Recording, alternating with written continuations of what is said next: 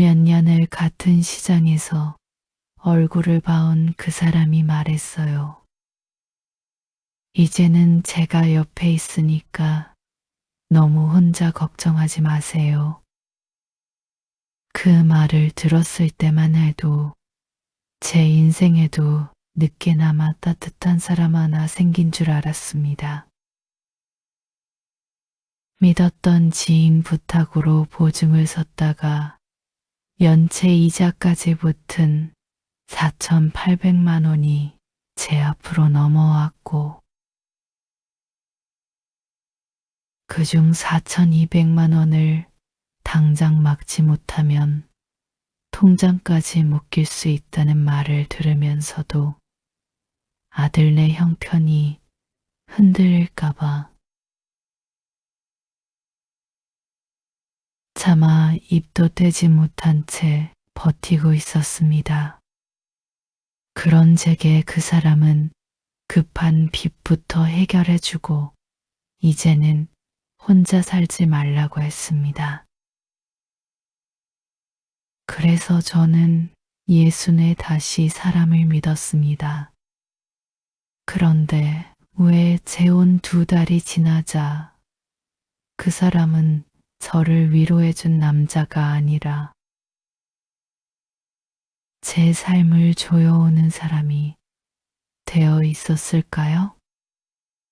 시작 전 구독과 좋아요 함께 해주시고 어느 지역에서 듣고 계신지 댓글로 한 번씩만 남겨주세요. 그곳에 행복이 닿길 바라겠습니다. 저는 그때 남은 인생을 조용히 버티며 살 사람이었어요. 새벽 4시면 일어났습니다. 시장 안 반찬 가게에 나가 재료를 손질하고 국물을 내고 사장이 오기 전에 준비를 마쳐두는 게 제 하루의 시작이었거든요.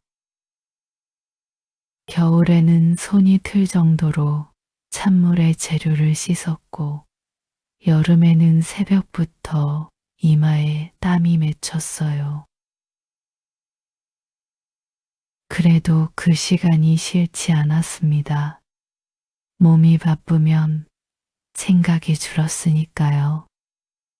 생각이 줄면 외롭다는 걸 잊을 수 있었어요.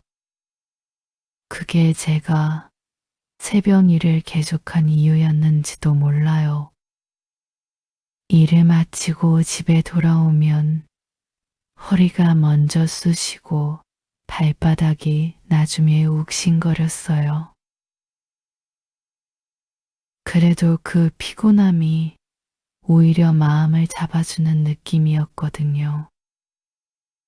뭔가를 하고 있다는 것, 내 손으로 벌어서 내 입으로 먹고 있다는 것, 그것만으로도 하루를 버텼습니다. 남들이 보기엔 초라해 보일 수 있는 생활이었지만 저는 그 안에서 나름의 균형을 찾고 있었어요. 크게 가진 건 없었지만 빚도 없이 살아왔어요. 전 남편과 정리한 건 이미 오래된 일이었고 그 뒤로는 누구한테 기대지 않는 걸 원칙처럼 여기며 살았습니다. 한번 신세를 치면 오래 마음에 두는 성격이어서 처음부터 아예 기대지 않는 게 편했거든요. 괜찮다. 혼자 할 수 있다. 그 말이 입에 붙어 있었습니다. 아들 준노는 자기 가정을 꾸리며 살고 있었어요. 인테리어 일을 하는데 경기를 많이 타는 일이라 들어올 때와 안 들어올 때 차이가 컸거든요. 저는 그 아이 생활에 짐이 되지 않으려고 늘 조심했습니다. 며느리 소라가 돈 문제에 예민한 편이라는 걸 알게 된 뒤로는 더 그랬어요. 아들 집에 반찬을 들고 갈 때도 살림이 빠듯하다는 기색은 내비치지 않으려 했습니다. 웃으면서 들어가고 웃으면서 나왔어요. 집에 돌아오는 버스 안에서 창밖을 보며 혼자 한숨을 쉬는 건 아무도 모르는 일이었거든요. 그런데 그 균형이 한 번에 무너졌어요. 강혜자가 저를 찾아온 건 작년 이맘때쯤이었습니다.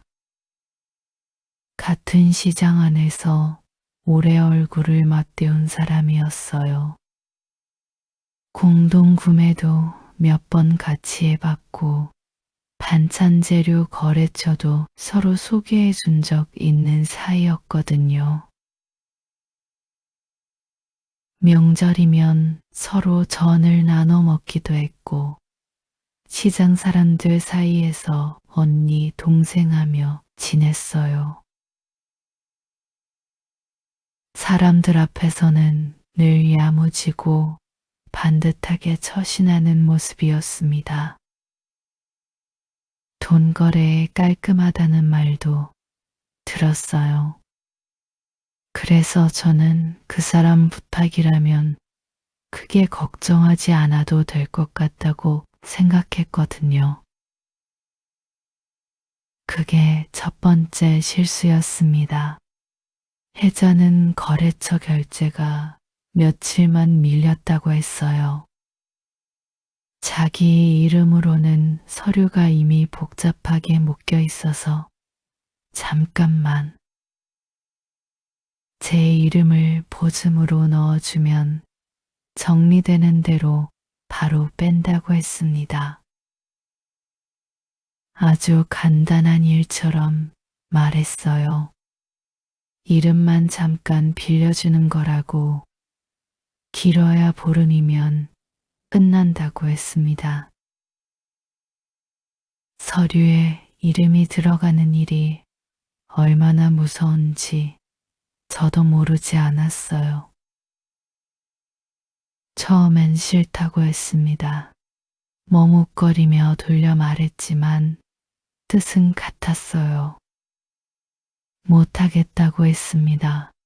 그랬더니 혜자는 표정이 굳었다가 이내 제 손을 잡으며 목소리를 낮췄어요. 이 부탁 들어줄 사람이 정말 없다고 금자씨밖에 없다고 했습니다. 눈물이 맺혀 있었어요. 그 눈물이 진짜인지 아닌지 저는 그때 판단할 수 없었거든요. 그저 오래 알고 지낸 사람이 그렇게 울고 있으니 쉽게 뿌리치지 못했습니다. 저는 결국 서류에 도장을 찍었어요. 그때는 그게 그렇게 무거운 결정인지 몰랐습니다. 혜자가 잠적한 건 그로부터 얼마 지나지 않아서였어요. 처음에는 연락이 잘 안 된다 싶었습니다. 문자를 보내도 답이 없었어요. 가게에 들렀더니 셔터가 내려가 있었습니다. 시장 사람들한테 물어보니 며칠째 안 나왔다고 했어요. 그래도 설마 했습니다. 무슨 집안일이 생긴 거겠지. 곧 나타나겠지 싶었거든요. 그 설마가 저를 더 오래 잡아뒀어요. 그러다 어느 날 낯선 전화번호로 연락이 왔습니다. 수화기 넘어 목소리는 건조하고 빠르게 말했어요. 채권 관련 서류를 확인해 달라고 했습니다. 제가 연대 보증인으로 들어가 있는 계약이라고 했어요. 단순한 소개인이 아니라 정식 연대 보증인. 그 말이 귀에 잘 들어오지 않았습니다. 다시 한번 물었어요. 상대방은 똑같이 반복했습니다. 그제야 머릿속이 하얘졌어요. 다리에 힘이 빠졌습니다. 반찬 가게 냉장고 문에 손을 짚었어요. 냉기가 손바닥으로 올라왔는데 느껴지지 않았습니다. 이미 연체 이자까지 원금과 합산된 금액이 4,800만 원이라고 했어요. 귀에 넣고 싶지 않은 숫자였습니다. 그중 4,200만 원을 며칠 안에 막지 못하면 통장 압류와 카드 정지까지 들어갈 수 있다고 했어요. 반찬 가게는 카드 정산으로 돌아가는 구조였거든요. 정산이 막히면 일자리도 흔들릴 수 있었습니다. 아침마다 나가는 그 새벽 일자리가 흔들린다는 게 무슨 뜻인지 저는 너무 잘 알고 있었어요. 전화를 끊고 한동안 그 자리에 서 있었습니다. 사장이 뒤에서 금자씨하고 불렀는데 대답을 못했어요. 정신을 차리고 화장실에 들어가 찬물로 손을 씻었습니다. 손이 떨렸어요. 거울 속 제 얼굴이 낯설었습니다. 아들한테는 말할 수 없었어요. 준너도 제 상황을 알면 무리해서 뭔가 하려들 텐데. 며느리 소라가 알게 되면 그 집안에서 갈등이 생길 게 뻔했거든요. 그 갈등은 결국 제가 만드는 게 되는 셈이었습니다. 집은 있었지만 현금이 아니었고 나이와 소득 때문에 은행 대출도 쉽지 않다는 걸 이미 알고 있었어요. 며칠 동안 잠을 제대로 못 잤습니다. 새벽에 눈이 떠지면 천장을 봤어요. 4,800, 4,200, 며칠 안에 그 숫자들이 잠을 붙들고 놔주지 않았거든요. 시장에 나가도 멍하게 손만 움직였습니다. 사장이 얼굴이 왜 그러냐고 물었어요. 괜찮다고 했습니다. 늘 하던 대답이었거든요. 그때 고재문이 말을 걸었어요. 시장통 근처 국밥집 주방을 오래 맡아온 사람이었습니다. 몇 년째 같은 시장 권역에서 일하다 보니 얼굴은 익었어요. 아침에 재료 들어오는 시간이 비슷해서 골목에서 마주치는 일이 잦았거든요. 눈인사를 나누고 날씨 얘기를 한두 마디 하는 정도였습니다. 그래도 몇 년을 그렇게 마주쳤으니 시장 안에서는 꽤 오래 아는 사람 축에 들었어요. 말수가 적고 점잖다는 인상이었습니다. 남의 일에 함부로 끼어드는 사람이 아니었어요. 그래서 오히려 믿음직스러워 보였거든요. 그 사람이 먼저 말을 건 건 반찬 가게 옆 골목에서였어요. 퇴근 무렵이었습니다. 저는 혼자 골목 끄트머리에 잠깐 서 있었던 것 같아요. 어디 가려던 것도 아니고 그냥 발이 멈춘 거였습니다. 그만큼 그 며칠이 흐릿했거든요. 고재문이 다가오더니 괜찮냐고 했어요. 요즘 안색이 많이 안 좋아 보인다고 했습니다. 저는 피곤하다고 했어요. 늘 하던 대답이었거든요. 그런데 그 사람은 그냥 넘기지 않았습니다. 자리를 피하지도 않고 가만히 서 있었어요. 서두르지 않았습니다. 그 기다림이 이상하게 저를 무너뜨렸어요.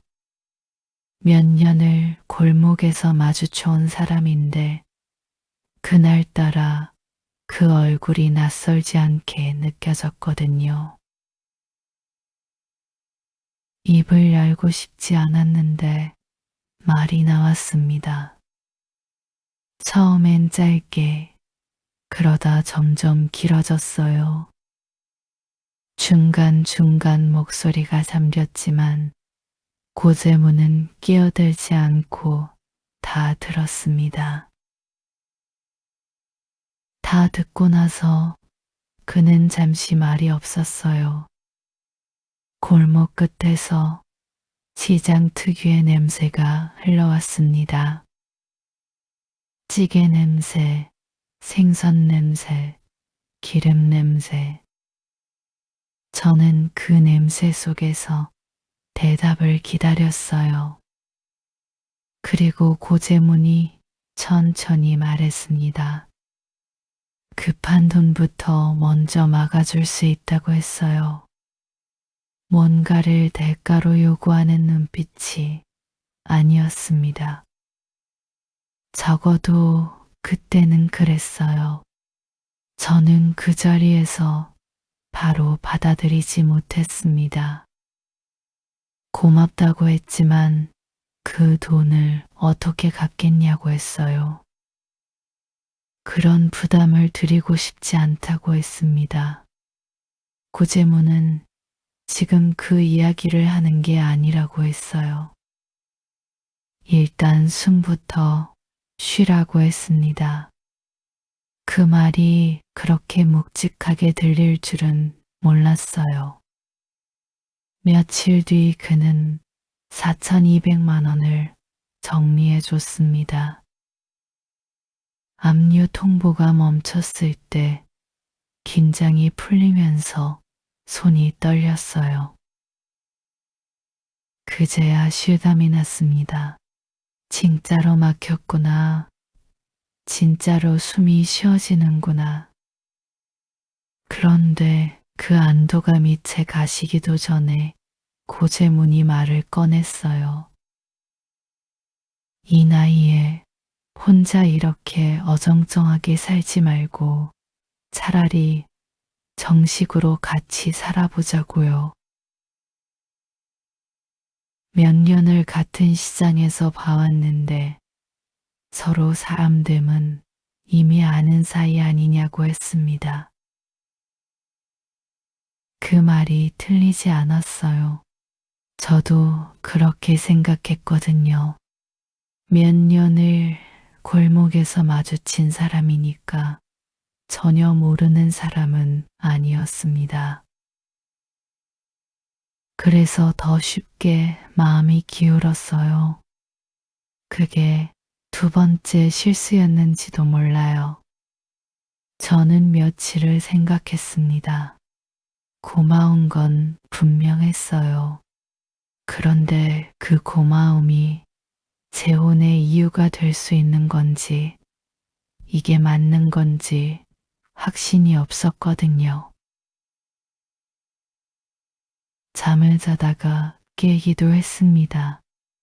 이 나이에 내가 또 사람한테 기대도 되는 건지, 그 사람이 진심인지 아닌지를 어떻게 알 수 있는 건지. 그래도 결국 저는 그 손을 잡았습니다. 지금 돌이켜보면 제가 잡은 건 그 사람의 손이 아니라 그 절박했던 순간이었는지도 몰라요.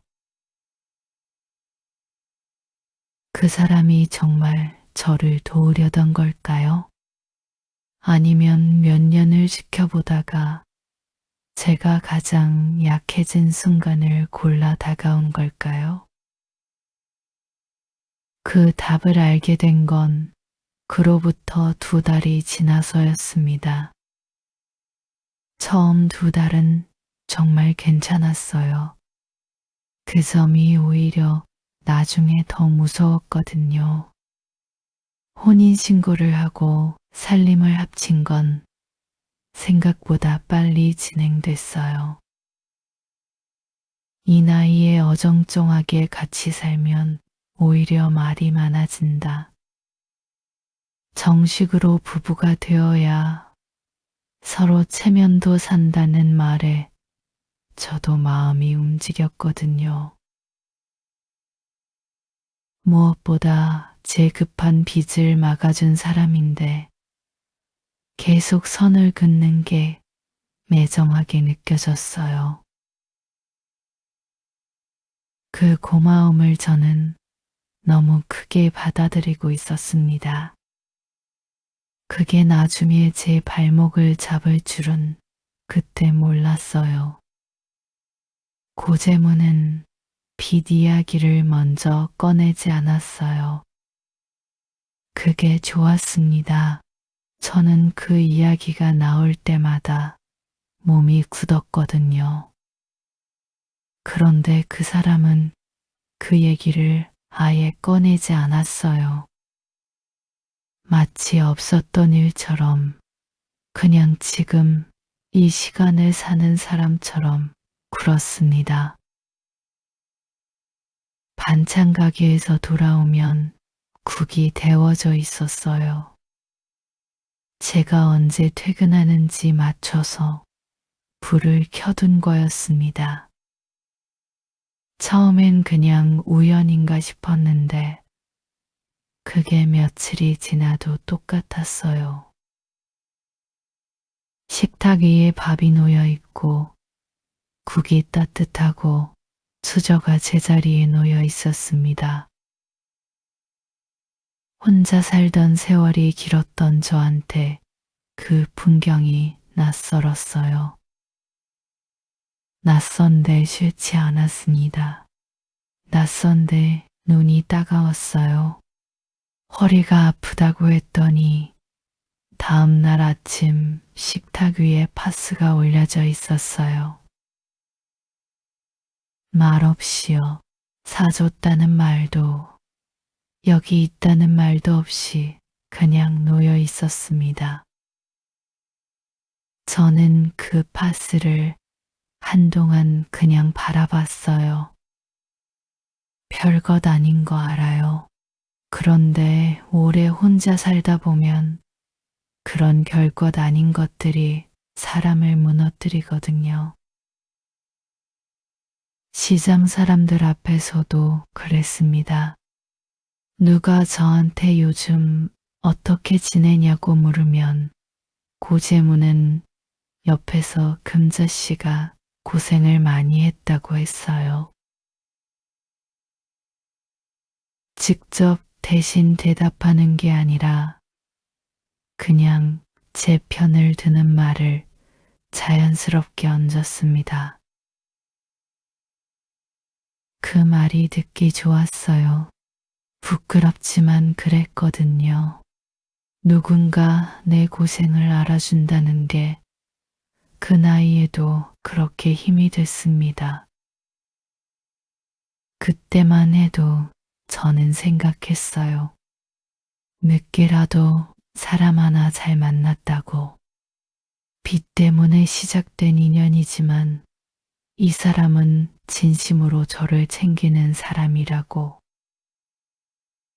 그런 마음이 들수록 저는 더 잘하려고 했습니다. 새벽 일을 마치고 돌아와도 밥을 직접 차렸어요. 그 사람이 좋아하는 반찬을 기억해 뒀다가 챙겼고 주말에는 국을 넉넉히 끓여 냉장고에 넣어뒀습니다. 뭔가를 해줘야 마음이 편했거든요. 빚을 진 사람처럼요. 그때는 그게 당연한 거라고 생각했어요.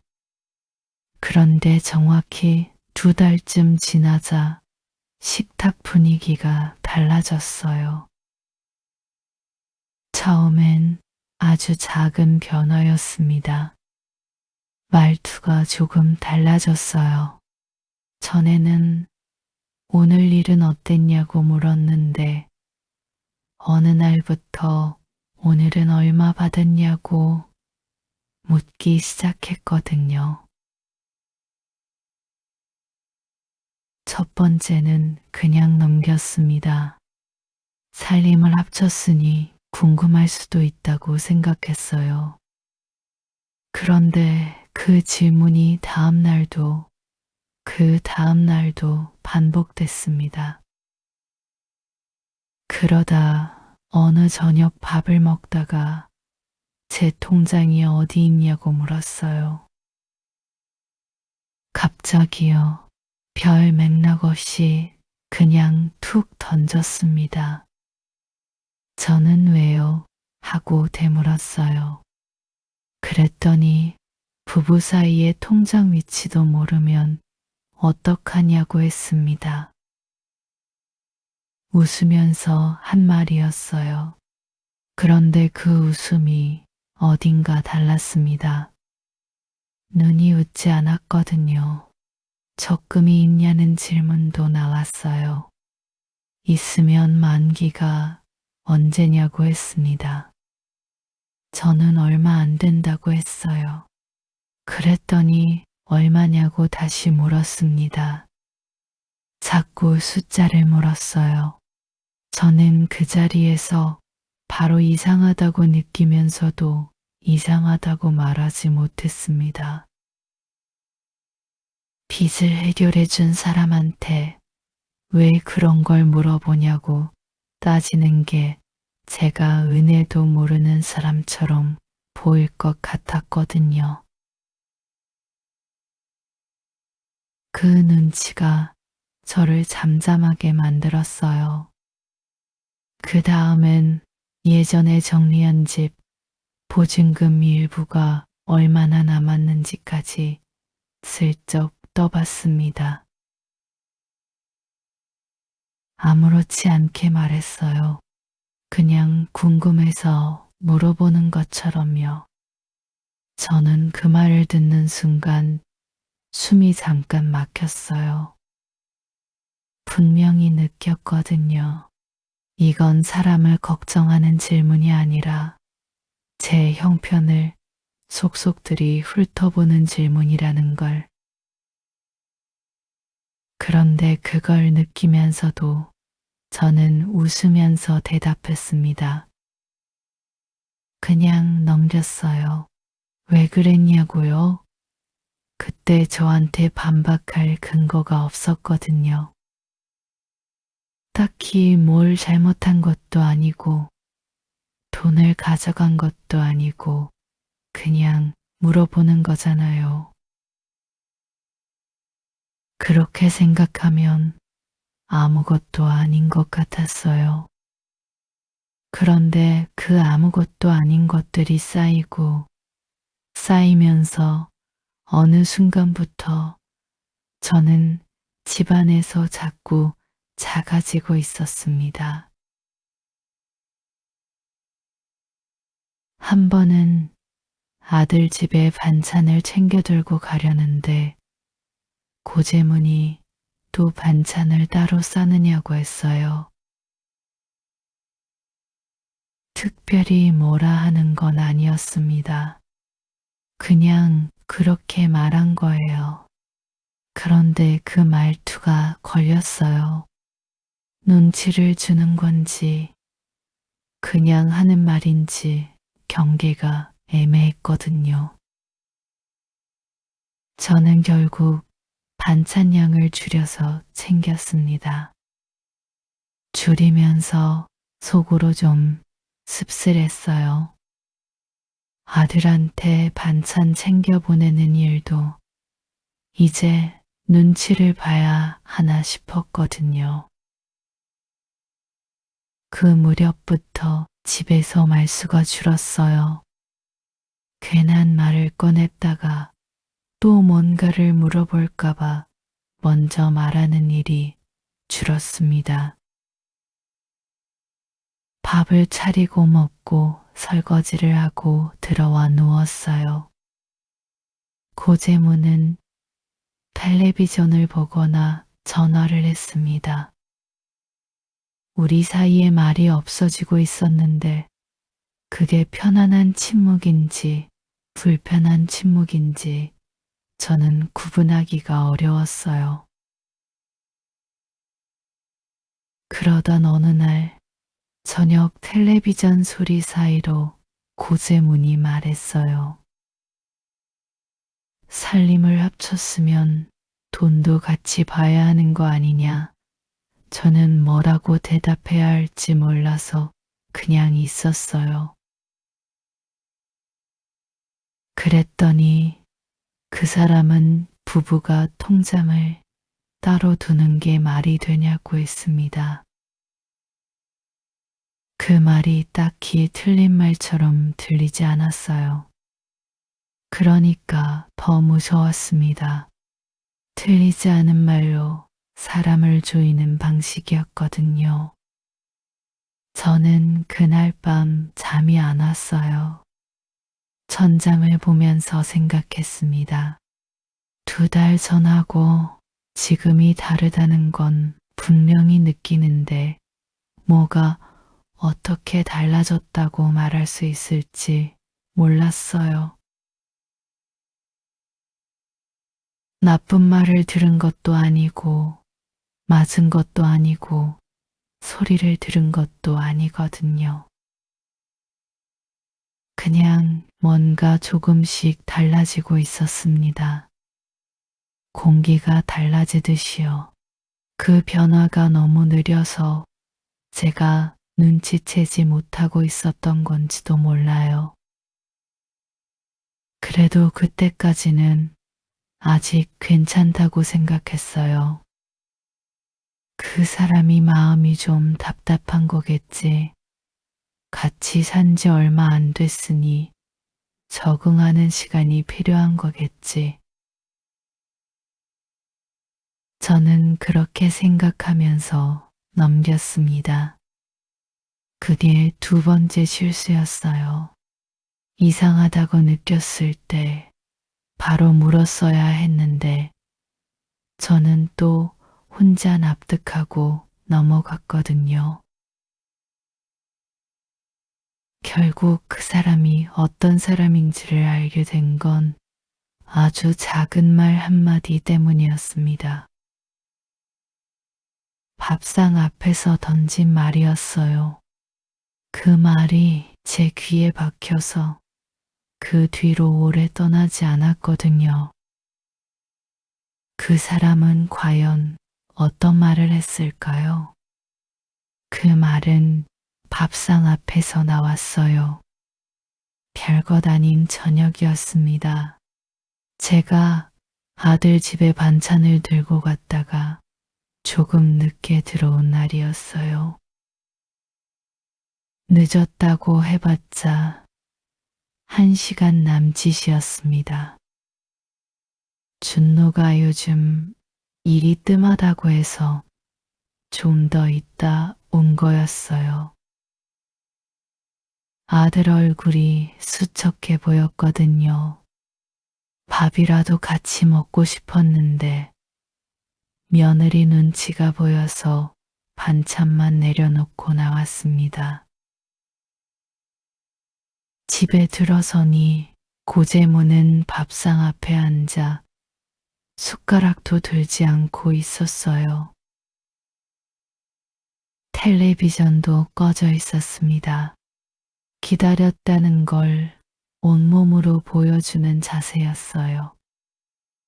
저는 미안하다고 했습니다. 아들 집에 잠깐 들렀다고 했어요. 그랬더니 고재문은 천천히 말했습니다. 이제 남편 있는 사람이 밖으로만 돌면 되겠냐? 저는 그 말이 그렇게까지 잘못인가 싶어 가만히 있었어요. 늦은 건 맞으니까요. 그런데 그 사람은 거기서 멈추지 않았습니다. 밥을 뜨면서 낮은 목소리로 말했어요.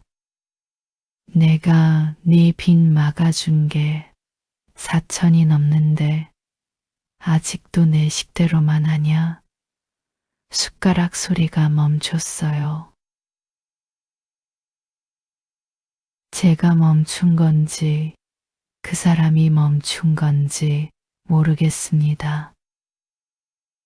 그 말이 밥상 위에 얹혀서 한동안 사라지지 않았어요. 저는 아무 말도 못했습니다. 뭔가 잘못됐다는 건 느꼈는데 그 자리에서 바로 뭐라고 해야 할지 몰랐거든요.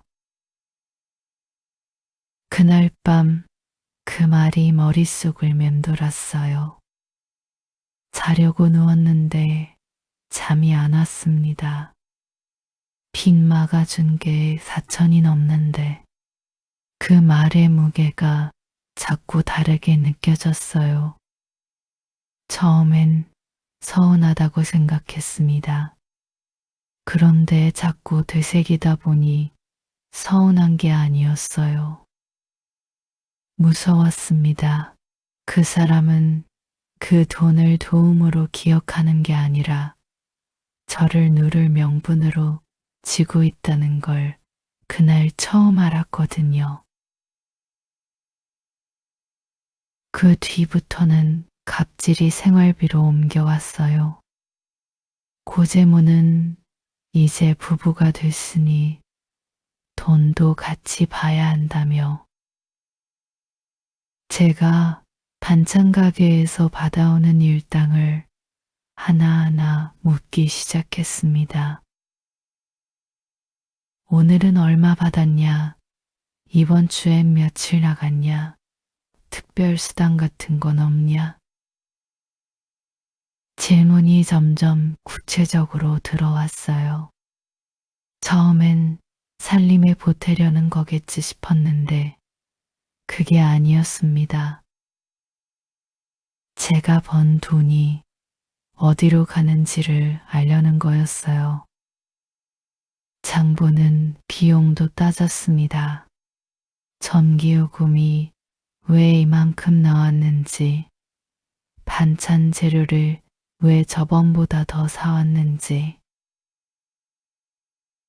아들 집에 가져다 줄 반찬은 왜 또 따로 챙기느냐고까지 했어요. 저는 처음엔 아끼며 살자는 뜻인 줄 알았습니다. 나중에 생각해보니 그건 절약이 아니었어요. 감시였습니다. 그는 특히 제가 반찬 가게에 계속 나가는 걸 못마땅해 했어요. 그 나이에 새벽잠 깨가며 얼마나 번다고 그러냐고 했습니다. 이제 남편도 있는데 굳이 그렇게까지 할 필요가 있냐고도 했어요. 말만 들으면 걱정해 주는 것 같지요. 그런데 이상한 건 일을 그만두라고 하면서도 제가 버는 돈이 얼마인지는 집요하게 알려고 들었다는 점이었습니다. 돈을 못 벌게 하면서도 돈의 흐름은 자기 손으로 쥐고 싶어 하는 사람 같았어요. 그 두 가지가 동시에 진행되고 있었거든요. 어느 날은 제가 반찬 가게 사장한테서 문자를 받았어요. 다음 주 스케줄 관련된 내용이었습니다. 고재문이 옆에 있다가 누구한테서 왔냐고 했어요. 가게 사장이라고 했더니 왜 그렇게 자주 연락하냐고 했습니다. 자주라고요? 일주일에 한두 번 오는 업무 문자인데 자주라고 했어요. 저는 그 말에 반박하지 않았습니다. 그냥 그런가 하고 넘겼어요. 지금 생각하면 그때 말했어야 했는데 그때는 그 말이 입에서 나오지 않았거든요. 휴대폰이 울리면 누구냐고 묻는 게 습관이 됐어요. 제가 영수증을 들고 있으면 뭘 샀냐고 했고 반찬통을 들고 나가려 하면 어디 가냐고 했습니다. 집 아닌데도 저는 제 집처럼 움직일 수가 없었어요. 뭔가를 하기 전에 먼저 머릿속으로 한번 검열을 했습니다. 이거 들고 나가면 뭐라고 할까? 이 문자 답하면 또 뭐라고 할까? 그 검열이 자연스러워지는데 그리 오래 걸리지 않았어요. 그게 더 무서운 일이었습니다. 한 번은 고재문이 제 적금 얘기를 꺼냈어요. 만기가 언제냐고 했습니다. 저는 아직 멀었다고 했어요. 그랬더니 만기 되면 그냥 넣어두지 말고 한 번에 정리하는 게 낫지 않겠냐고 했습니다. 어떻게 정리하냐고 물었더니 굴리는 방법이 있다고 했어요. 자기가 알아봐 주겠다고 했습니다. 그 말이 얼핏 들으면 도와주겠다는 말 같아요. 그런데 저는 그 말을 듣는 순간 손이 차가워졌어요. 도와주겠다는 게 아니라 그 돈이 어디 있는지 자기가 파악하겠다는 말이었거든요. 저는 그날 이후 적금 통장을 서랍 안쪽으로 옮겼어요. 아무한테도 말 안 하고 혼자 했습니다. 별것 아닌 행동인데 그걸 하면서 손이 조금 떨렸어요. 내 통장을 내가 숨겨야 한다는 게 그게 맞는 건지 틀린 건지 모르겠으면서도 그렇게 했거든요. 그 무렵 고재문 누나 양미경이 처음으로 집에 왔어요. 양미경은 오자마자 집안을 한번 쭉 둘러봤습니다. 무언가를 평가하는 눈빛이었어요. 그리고 제가 차려놓은 차를 마시면서 자연스럽게 말했습니다. 재혼했으면 여자가 남편 말 잘 들으면서 살아야 한다고요. 살아보니까 그게 제일 편하더라고.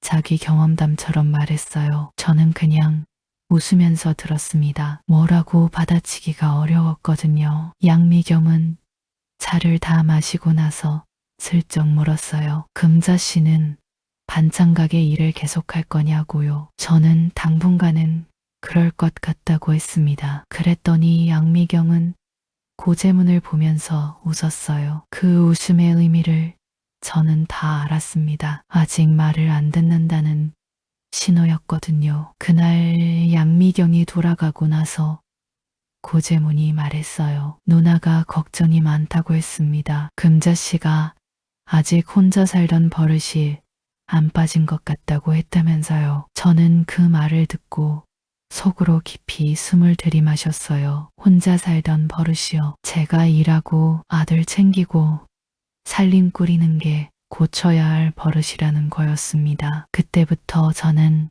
속으로 조용히 생각하기 시작했어요. 이 사람이 저한테 원하는 게 뭔지를요. 빚을 해결해 줬으니 고마운 마음으로 살라는 건지 아니면 그 고마움을 평생 안고 살면서 뭘 해도 감사하다고 해야 하는 사람이 되길 바라는 건지 그 경계가 점점 흐려지고 있었습니다. 그런데 이상하게도 흐려질수록 저는 오히려 또렷해지는 느낌이 들었어요. 뭔가 단단해지는 느낌이요. 아직 뭘 할지는 몰랐지만 이대로 계속 있으면 안 되겠다는 건 알았습니다. 고재문은 언제부터 저를 아내가 아니라 빚진 사람처럼 대하기 시작한 걸까요? 아니면 처음부터 그랬던 걸까요? 그 답을 찾기 시작한 건 바로 그 무렵이었습니다. 고재문의 갑질은 집안에서만 끝나지 않았어요. 오히려 바깥에서 더 교묘해졌습니다. 집안에서는 그래도 둘만 있었거든요. 그런데 사람들 앞에서는 달랐어요. 여러 명이 듣고 있는 자리에서 저를 건드리는 방식이었습니다. 그게 훨씬 더 아팠어요. 반박도 못하고 그냥 웃고 넘겨야 하는 그 자리가 제일 힘들었거든요. 시장 사람들 앞에서 그는 제가 반찬 가게 일 나가는 걸 두고 이런 말을 했어요. 우리 집 사람은 아직도 고생을 사서 한다니까. 처음 듣는 사람은 농담처럼 넘겼을 겁니다. 실제로 몇몇은 웃으면서 그래도 부지런한 게 어디냐고 했거든요. 그런데 저를 향한 그 말투는 농담이 아니었어요. 눈빛이 달랐습니다. 웃으면서 하는 말인데 그 안에 뭔가 날이 서 있었거든요. 저는 그 자리에서 같이 웃었습니다. 웃으면서 얼굴이 화끈거렸어요. 누가 제 편을 들어 그래도 금자씨 손이 야무지다고 하면 고재문은 웃으면서 받아쳤어요. 빚도 정리해주고 데려왔는데 아직도 새말머리가 안 잡혔다. 그 말이 공기 중에 퍼지는 동안 저는 손에 들고 있던 봉투를 꽉 쥐었습니다. 시장 바닥이 흔들리는 것 같았어요. 주변 사람들 시선이 잠깐 저한테 쏠렸다가 흩어졌습니다. 아무도 뭐라고 하지 않았어요. 그 침묵이 더 무거웠습니다. 빚도 정리해주고 데려왔다는 말, 그게 사람들 앞에서 나왔다는 게 저는 그날 집에 돌아오는 길 내내 그 말을 곱씹었어요. 부끄러웠습니다. 제가 뭘 잘못한 것도 아닌데 부끄러웠거든요. 그게 제일 억울했어요. 거기에 양미경까지 끼어들기 시작했습니다. 양미겸은 처음엔 가끔 들르는 정도였어요. 그런데 어느 순간부터 자주 나타났습니다. 시장 근처에 볼 일이 있다며 들르기도 하고 고재문한테 전화해서 같이 밥 먹자고 불러내기도 했어요. 그리고 꼭 저도 끼워서 셋이 앉는 자리를 만들었습니다. 그 자리가 저는 불편했어요. 밥을 먹는 건데 밥 먹는 자리 같지 않았거든요. 뭔가를 확인하는 자리 같았습니다. 양미경은 말을 아주 자연스럽게 했어요. 특별히 날 세운 것도 아니고 소리를 높인 것도 아니었습니다. 그냥 이야기하듯이 말했는데 그 안에 전부 가시가 있었어요. 그 나이에 데리고 살아주는 것만도 고마운 줄 알아야지. 빚까지 해결해준 사람인데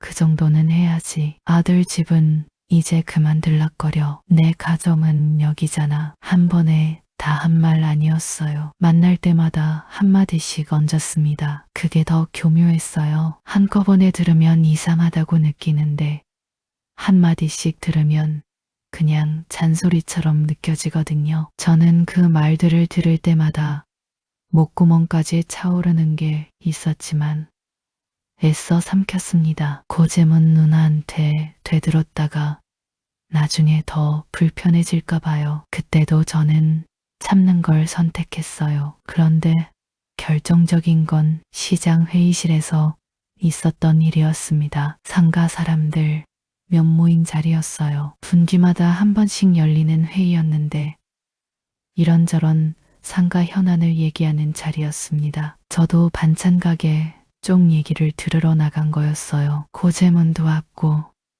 양미경도 따라왔습니다. 양미경이 왜 거기 왔는지는 몰랐어요. 그냥 따라온 것 같았습니다. 회의가 거의 끝나갈 무렵이었어요. 고재문이 자연스럽게 말을 꺼냈습니다. 이제 살림이 하나인데 혼자 번 돈처럼 쓰면 곤란하지 않겠습니까?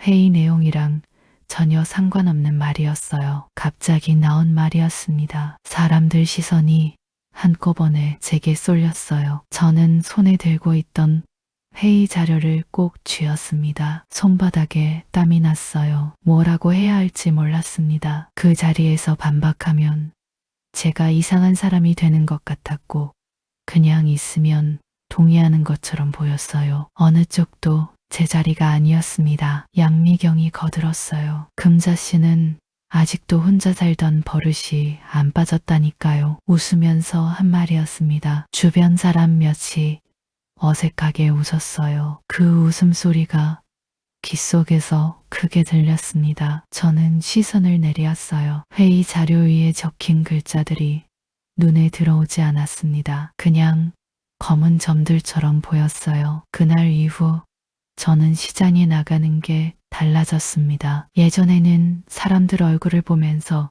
인사하고 지나쳤는데 그 이후론 고재문이나 양미경이 근처에 있으면 먼저 자리를 피하게 됐어요. 그 사람들이 또 무슨 말을 할지 몰라서요. 시장이 제 생활 터전이었는데 그 터전이 불편한 곳이 되고 있었습니다. 그게 속상했어요. 제가 오래 다녀온 곳인데 왜 제가 피해 다녀야 하나 싶었거든요. 그런데 생각할수록 이상한 게 있었어요. 고재문이 사람들 앞에서 제 얘기를 꺼낼 때 특별히 더 신이 나는 순간이 있었거든요. 제 적금이나 남은 돈 얘기가 나올 때였어요. 그 순간만큼은 눈빛이 달라졌습니다. 평소엔 무표정에 가까운 사람인데 돈 이야기가 나오면 뭔가 집중하는 눈빛이 됐어요. 그게 계속 마음에 걸렸습니다. 어느 날은 제가 없는 사이 고재문이 제 서랍을 열어봤어요. 정리한다고 했습니다. 나중에 보니까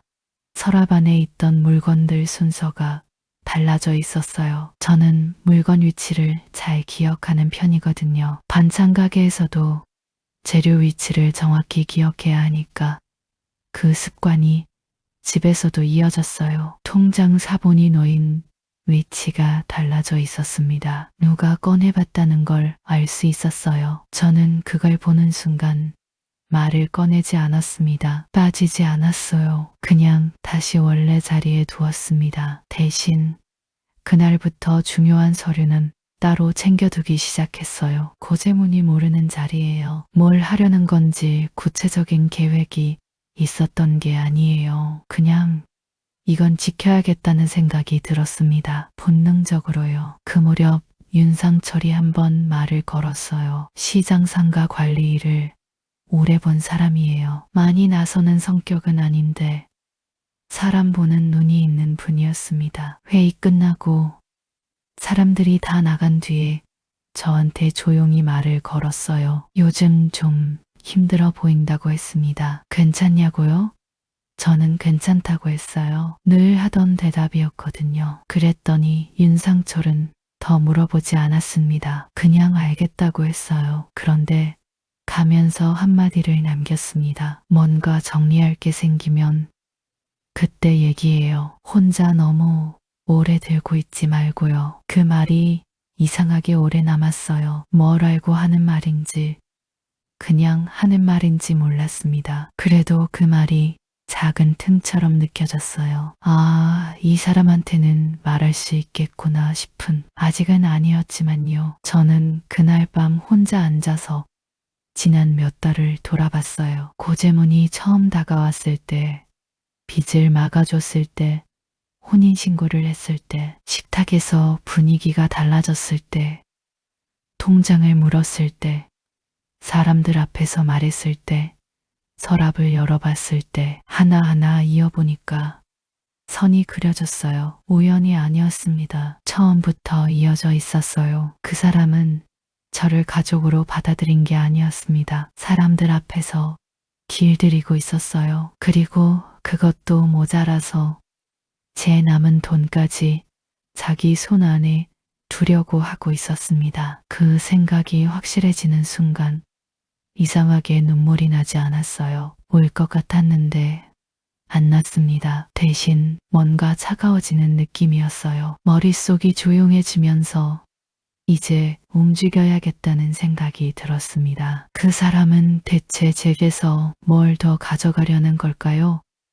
그리고 저는 언제까지 이걸 보고만 있어야 하는 걸까요? 그제야 모든 말들이 맞아 들어가기 시작했어요. 퍼즐처럼요. 하나하나 따로 보면 그냥 넘길 수 있는 것들이었는데 이어놓고 보니까 처음부터 방향이 있었습니다. 고재문은 제 현재보다 제 남은 돈에 더 관심이 많았어요. 반찬 가게 일당, 적금 만기 일, 예전에 정리한 집, 보증금 일부, 아들 몰래 따로 챙겨둔 생활비까지 그 사람이 물어온 것들을 나열해 보니까 전부 돈이었습니다. 제 몸이 어떤지, 요즘 무슨 생각을 하는지, 잠은 잘 자는지, 그런 걸 물은 적이 언제였는지 기억이 잘 나지 않았어요. 부부 사이에 숨기는 돈이 어디 있냐고 했습니다. 그 말은 다정한 확인이 아니었어요. 압박이었습니다. 말투는 부드러웠지만 그 안에 있는 건 부드럽지 않았거든요. 저는 그 말을 들을 때마다 뭔가 설명해야 할 것 같은 기분이 들었어요. 제 돈인데, 제가 번 돈인데 왜 설명해야 하나 싶으면서도 자꾸 그 기분이 들었습니다. 그게 이미 기울어진 거였어요. 제가 그 집안에서 이미 작아져 있었던 거거든요. 결정적인 건 어느 날 오후였어요. 제가 반찬 가게에서 조금 일찍 돌아온 날이었습니다. 고재문은 제가 없는 줄 알았는지 안방에서 나오지 않고 있었어요. 저는 부엌에서 손을 씻다가 이상한 느낌이 들었습니다. 조용한데 조용한 게 아닌 느낌이요. 뭔가 움직임이 있는 것 같은데 소리가 없었어요. 안방문이 반쯤 열려 있었습니다. 살짝 보니까 고재문이 제 서랍 앞에 앉아 있었어요. 서랍을 정리한다고 했어요. 제가 들어가니까 그렇게 말했습니다. 뭘 찾냐고 했더니 그냥 정리하는 거라고 했어요. 그런데 그 손에 제 통장 사본이 들려 있었습니다. 펼쳐져 있었어요. 저는 그걸 보고 아무 말도 하지 않았습니다. 그 자리에서 따지지 않았어요. 가슴이 쿵 내려앉았는데 얼굴에는 내색하지 않으려 했거든요. 그냥 알았다고 하고 부엌으로 나왔습니다. 부엌에서 물을 한 잔 마셨어요. 손이 조금 떨렸습니다. 천천히 숨을 골랐어요. 화가 났냐고요? 났습니다. 그런데 그 화를 그 자리에서 꺼내면 안 된다는 걸 알았어요. 감정적으로 부딪히면 오히려 제가 몰아붙임 당할 것 같았거든요. 예민하다. 별것도 아닌 걸 가지고 그런다고 할 게 뻔했습니다. 그 사람은 그런 방식으로 저를 다뤄왔으니까요. 그날부터 저는 조용히 움직이기 시작했습니다. 먼저 적금 통장을 다른 곳에 옮겼어요. 고재문이 찾지 못할 자리로요. 그 다음엔 반찬 가게 사장한테 부탁을 드렸습니다. 제 출근 일수와 일당 지급 내역을 따로 정리해달라고요. 사장은 무슨 일이냐고 물었어요. 저는 나중에 필요할 것 같아서 그런다고만 했습니다. 사장은 더 묻지 않고 정리해주겠다고 했어요. 그 말이 고마웠습니다. 말없이 도와주는 사람이 그때 제일 힘이 됐거든요. 그리고 녹음을 시작했어요. 고재문이 빚 이야기를 꺼낼 때마다 휴대폰 녹음을 켰습니다. 티 나지 않게요. 식탁에 올려두거나 주머니 안에 넣어뒀어요. 처음엔 손이 떨렸습니다. 이걸 해도 되는 건지 이게 맞는 건지 모르겠으면서도 했어요. 그 사람 말이 제 기억 안에서만 있으면 나중에 제가 예민한 사람이 되는 거거든요. 그래서 남겨야 했습니다. 제 기억이 아니라 소리로요. 녹음 안에는 이런 말들이 그대로 남았어요. 내가 내 숨통 막아줬으면 내 돈도 내가 알아야지. 그 말을 처음 들었을 때 숨이 막혔습니다. 숨통이라는 단어를 썼어요. 제 급한 빚을 막아준 걸 숨통이라고 표현한 거예요. 그 사람 눈에 저는 숨통이 막혀 있던 사람이었고 자기가 그걸 열어줬다는 거였습니다. 도와준 게 아니라 살려줬다는 식으로요. 그 인식이 무서웠어요. 이제 내 통장 따로 둘 생각은 하지 마라. 이건 어느 날 저녁에 나온 말이었습니다. 대화 중에 나온 게 아니었어요. 그냥 툭 던졌습니다. 마치 이미 결정된 것처럼요. 저는 그 말을 듣고 고개를 숙인 채 아무 대답도 하지 않았어요. 그 침묵을 그 사람은 동의로 받아들였을 거예요. 저는 동의한 게 아니었는데 그날은 그냥 넘겼습니다. 대신 그 말을 녹음 안에 담아뒀어요. 아들 집에 들고 갈 돈이 있으면 집에 먼저 내놔라. 이 말은 제 속을 가장 뒤집어 놓은 말이었어요. 아들한테 반찬 챙겨가는 것도 눈치를 봐야 했는데 이제 아들한테 쓸 돈까지 자기한테 먼저 내놓으라는 거였습니다. 준노는 제 자식이에요. 제가 낳고 키운 아이거든요. 그 아이한테 뭘 해주는 게 왜 허락을 받아야 하는 일인지 저는 이해할 수 없었습니다. 목구멍까지 말이 차올랐지만 그날도 삼켰어요. 그 말도 녹음 안에 남겼습니다. 녹음 파일이 하나 둘 쌓여갔어요. 저는 그 파일들을 들을 때마다 마음이 묘했습니다. 생생하게 그 목소리가 나오는데 이게 제 남편 목소리라는 게 실감이 잘 안 났어요. 고마워서 손을 잡은 사람이었는데 빚이 막혔을 때 안도감을 줬던 사람이었는데 그 사람 목소리가 녹음 안에서 저를 조이고 있었습니다. 그 즈음에 윤상철을 다시 마주쳤어요. 시장 상가 관리실 앞에서였습니다. 저는 지나가려다가 발걸음이 멈췄어요. 그 사람이 언젠가 했던 말이 떠올랐거든요. 뭔가 정리할 게 생기면 얘기하라고 했던 말이요. 저는 잠깐 서 있다가 안으로 들어갔습니다. 윤상철은 서류를 보다가 저를 보고 의자를 권했어요. 앉으라고 했습니다. 저는 짧게 말했어요. 구체적인 내용을 다 꺼내지는 않았습니다. 재혼 후 생활이 좀 어렵다고 했어요. 남편이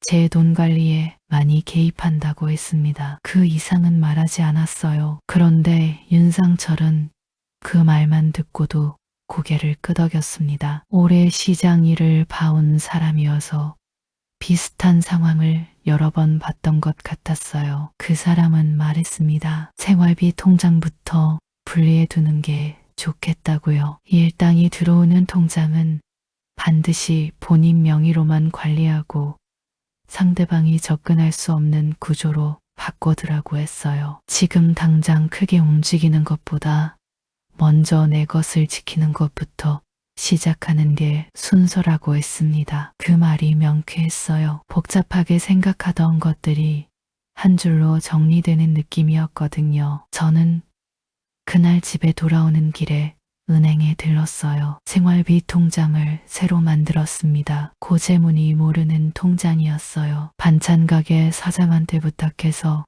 일당 입금 계좌를 그 통장으로 바꿨습니다. 고재문한테는 말하지 않았어요. 말할 이유가 없었거든요. 제 돈이 들어오는 계좌를 제가 바꾸는 건데 허락을 받을 일이 아니었습니다. 그렇게 생각하니까 가슴이 조금 펴지는 느낌이었어요. 그리고 저는 그동안 모아둔 녹취 파일과 일당 내역, 계좌 흐름을 한자리에 정리하기 시작했어요. 파일을 들으면서 날짜를 적었습니다. 어느 날 어떤 말을 했는지, 그 전후 상황이 어땠는지를 메모했어요. 감정적으로 쓰지 않으려고 했습니다. 그냥 사실만 적었어요. 있었던 일, 들었던 말.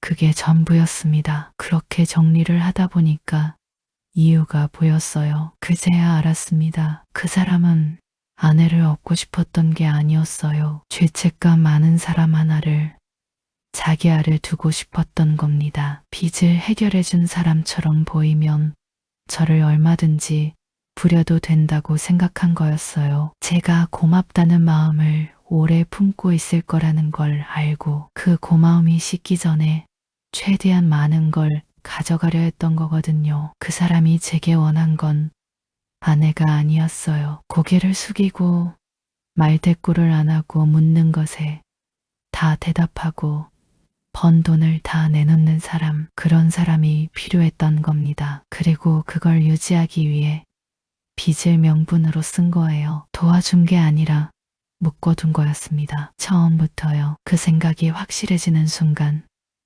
이상하게 눈물이 나지 않았어요. 슬프지 않았냐고요? 슬펐습니다. 그런데 그 슬픔보다 더 크게 올라오는 게 있었어요. 이제 더 이상 이 사람한테 고마워하지 않아도 되겠다는 생각이었습니다. 그 감정에서 노연하는 느낌이요. 고마워야 한다는 마음이 저를 얼마나 오래 잡고 있었는지 그걸 내려놓으니까 오히려 가벼워졌어요. 고재문은 제가 끝까지 참고만 있을 거라고 생각했을까요? 그 사람은 제가 모르는 줄 알았을 거예요. 제가 다 보고 있었다는 걸, 다 듣고 있었다는 걸, 하나씩 정리하고 있었다는 걸 그 사람은 몰랐을 겁니다. 저도 사실 몰랐거든요. 제가 이렇게까지 할 수 있는 사람인지를요. 예순이 넘어서 처음 알았습니다. 조용한 사람이 끝까지 조용한 건 아니라는 걸요. 결국 저는 사람들 앞에서 소리 지르는 대신 가장 조용한 방식으로 정리하기로 했어요. 그 결심이 서기까지 오래 걸리지 않았습니다. 오히려 마음이 정해지고 나니까 이상하게 차분해졌어요. 떨리지 않았습니다. 울고 싶지도 않았어요. 그냥 해야 할 일이 생긴 사람처럼 순서를 생각했거든요. 먼저 할 일, 그 다음 할 일, 그렇게 하나씩 정리했습니다. 제일 먼저 한 건 아들한테 전화한 거였어요. 준노한테 연락하는 게 제일 어려웠습니다. 재혼 전부터 지금까지 아무것도 말하지 않았거든요. 빚 사건도, 고재문도, 재혼 후 생활도, 아들이 걱정할까봐, 며느리 소라가 알게 될까봐, 그 집 살림이 흔들릴까봐, 그 이유들이 전부 제 입을 막고 있었어요. 그런데 이제는 더 숨길 수 없다는 걸 알았습니다. 숨기는 게 저를 지키는 게 아니라 오히려 제가 더 깊이 빠지게 만든다는 걸 알았거든요. 전화기를 들었다 놨다를 몇 번 반복했어요. 결국 눌렀습니다. 준노가 받았어요. 여보세요, 엄마. 그 목소리를 듣는 순간 목이 잠겼습니다. 한동안 말을 못했어요. 준노가 엄마 왜 그래?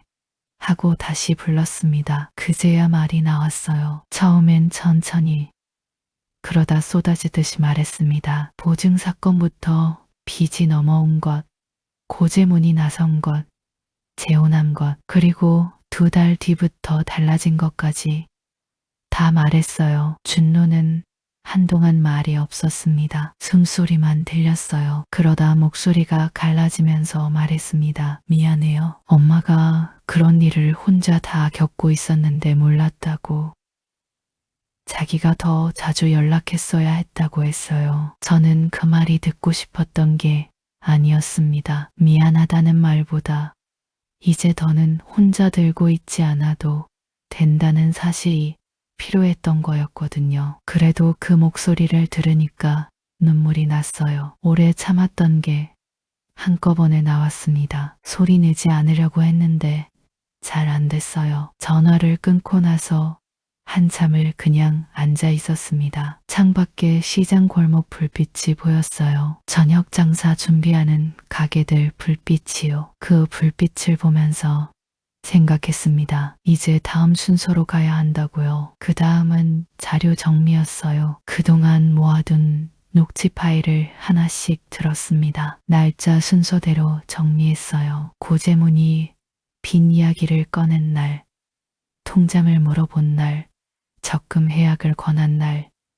서랍을 열어본 날, 그 흐름이 한눈에 보였습니다. 우연이 아니었어요. 처음부터 방향이 있었거든요. 반찬 가게 사장이 정리해준 출근 일수와 일당 내역도 꺼냈어요. 제가 번 돈이 얼마인지, 그 돈이 어느 통장으로 들어왔는지, 그게 다 기록으로 남아 있었습니다. 고재문이 제 수입을 간섭하고 통제하려 했다는 정황이 숫자로도 보였어요. 계좌 흐름도 뽑았습니다. 재혼 전 통장과 재혼 후 통장, 재혼 후에 생활비 지출이 어떻게 달라졌는지, 제가 번 돈이 어디로 흘렀는지 그게 한 장에 다 나왔어요. 저는 그걸 보면서 새삼 놀랐습니다. 이렇게 정리해 놓고 보니까 제가 그동안 얼마나 조여들고 있었는지가 너무 선명하게 보였거든요. 그 자료를 들고 윤상철을 찾아갔어요. 관리실 문을 열고 들어갔더니 윤상철이 서류를 보다가 고개를 들었습니다. 저를 보더니 말없이 의자를 권했어요. 저는 앉아서 자료를 내밀었습니다. 길게 설명하지 않았어요. 그냥 보여줬습니다. 윤상철은 천천히 넘겨보면서 중간중간 고개를 끄덕였어요. 다 보고 나서 말했습니다. 생활비 통장 분리는 이미 하셨냐고 했어요. 했다고 했습니다. 반찬 가게 1등 계좌도 바꿨냐고 했어요. 그것도 했다고 했습니다. 그러더니 잘하셨다고 했어요. 이 정도면 충분하다고 했습니다. 더 끌고 갈 이유가 없다고 했어요. 그 말이 힘이 됐습니다. 제가 잘못 생각한 게 아니라는 걸, 이 자료가 실제로 의미 있다는 걸 확인받은 것 같았거든요. 저는 고맙다고 했어요. 윤상철은 손을 저으면서 별것 아니라고 했습니다. 그러면서 한마디를 덧붙였어요. 너무 오래 혼자 들고 계셨다고 했습니다. 그 말이 가슴에 박혔어요. 결정적인 날은 다시 시장 회의실이었습니다. 분기 회의가 있는 날이었어요. 저는 일부러 나갔습니다. 안 나갈 수도 있었어요. 그런데 나가야겠다고 생각했거든요. 그동안 그 자리에서 너무 많이 놀려왔으니까요. 이번엔 달라야 했습니다. 고재문도 왔고 양미경도 따라왔어요. 늘 그랬듯이요. 회의가 진행되는 동안 저는 자료를 들고 조용히 앉아 있었습니다. 손이 떨릴 줄 알았는데 떨리지 않았어요. 오히려 이상하게 차분했습니다. 회의가 거의 마무리될 무렵이었어요. 고재문이 늘 하던 것처럼 말을 꺼냈습니다. 이제 집안 살림은 내가 보니까 금자 씨는 가게 일부터 줄여야 할 것 같습니다. 사람들 시선이 모였어요. 저는 그 시선을 느끼면서 천천히 고개를 들었습니다. 그리고 처음으로 그 사람 말을 끊었어요. 잠깐요. 한마디였습니다. 그런데 회의실이 조용해졌어요. 고재문이 저를 봤습니다. 양미경도 봤어요. 사람들도 다 봤습니다. 저는 그 시선들을 받으면서 천천히 말했어요. 빚을 해결해 준 건 맞습니다. 그 점은 고맙게 생각해요. 그런데 그걸 이유로 제 통장, 제 일, 제 자식 관계까지 다 쥐려 한 건 다른 문제입니다. 목소리가 떨리지 않았어요. 스스로도 놀랐습니다. 그동안 이 말을 얼마나 삼켜왔는지 모르는데 막상 입 밖으로 나오니까 생각보다 담담했거든요. 양미경이 끼어들었어요. 목소리를 높이지는 않았지만 날이 서 있었습니다. 아니, 빚까지 해결해 줬으면 그게 고마운 거지. 은혜를 원수로 갚는 거예요. 저는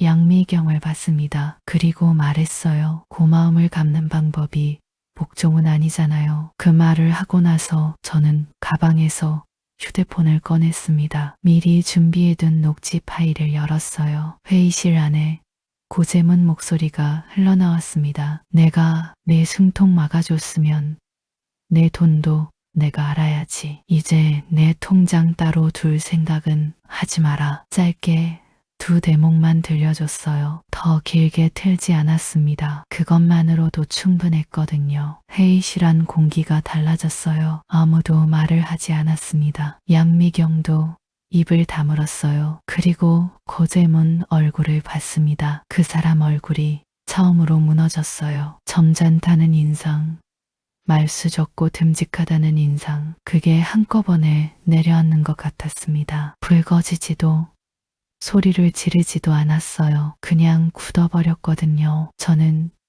그 얼굴을 보면서 아무 감정도 올라오지 않았습니다. 슬프지도 통쾌하지도 않았어요. 그냥 끝났다는 느낌이었어요. 저는 자리에서 일어났습니다. 회의 자료를 챙겨 들고 말했어요. 더 길게 설명하지 않겠습니다. 이미 다 정리해 뒀으니까요. 그리고 회의실을 나왔습니다. 복도에 나오니까 시장 소음이 다시 들렸어요. 생선 파는 소리, 손님 부르는 소리, 어디선가 국물 끓는 냄새. 늘 있던 것들이었는데 그날은 그게 다르게 들렸습니다. 선명하게 들렸어요. 오래 귀를 막고 있다가 처음으로 소리가 들리는 느낌이었거든요. 그 뒤 저는 재혼 생활을 정리했어요. 법적인 절차를 밟는데 시간이 걸렸습니다. 쉽지 않았어요. 그래도 한 단계씩 넘겼습니다. 고재문이 막아준 빚은 남은 금액을 분할로 다시 묶어서 갚기로 했어요. 제 살림 안에서 감당할 수 있는 속도로요. 그 돈을 갚는 건 제 몫이었습니다. 그런데 제 존엄까지 담보로 맡길 생각은 없었어요. 그 두 가지는 다른 문제였거든요. 반찬 가게 일은 여전히 고됐어요. 새벽에 일어나는 것도 찬물에 손을 담그는 것도 달라지지 않았습니다. 혼자 사는 집도 갑자기 넓어지지 않았어요. 달라진 건 별로 없었습니다. 그런데 숨은 쉬어졌어요. 아침에 눈을 뜰 때 오늘 뭘 물어볼까? 오늘 또 뭐라고 할까? 그 생각부터 시작하지 않아도 됐거든요. 그게 생각보다 훨씬 컸어요. 준노가 얼마 뒤에 찾아왔습니다. 혼자 왔어요. 반찬을 잔뜩 사들고 왔는데 제가 늘 해주던 것들로 골라왔더라고요. 그게 웃기기도 하고 눈물이 나기도 했습니다. 우리 둘이 밥을 먹으면서 별말은 안 했어요. 그래도 괜찮았습니다. 말이 없어도 불편하지 않은 사람이 옆에 있다는 게 그게 얼마나 다른 건지 그날 다시 알았거든요. 나중에 돌아보면 예순에 다시 사람을 믿은 게 잘못은 아니었어요. 잘못이 있다면 제 절박함을 고마움으로 묶어 복종까지 당연한 것처럼 여기던 사람을 너무 늦게 알아본 일이었습니다. 그래도 결국엔 알아봤어요. 그걸로 됐다고 생각했습니다. 고마움은 갚을 수 있어요. 분할로도 시간으로도 마음으로도 갚을 수 있습니다. 그런데 사람의 존엄까지 내줄 필요는 없었어요. 그걸 예순이 넘어서 배웠습니다. 늦었지만 배웠으니까 됐어요. 시장 골목은 오늘도 새벽이면 불이 켜집니다. 저도 그 시간에 일어나요. 달라진 건 없습니다. 그런데 그 새벽이 더 이상 무겁지 않아요. 제 새벽이거든요. 온전히 제 것이거든요. 그것만으로도 충분했습니다. 구독, 좋아요는 저에게 큰 힘이 됩니다.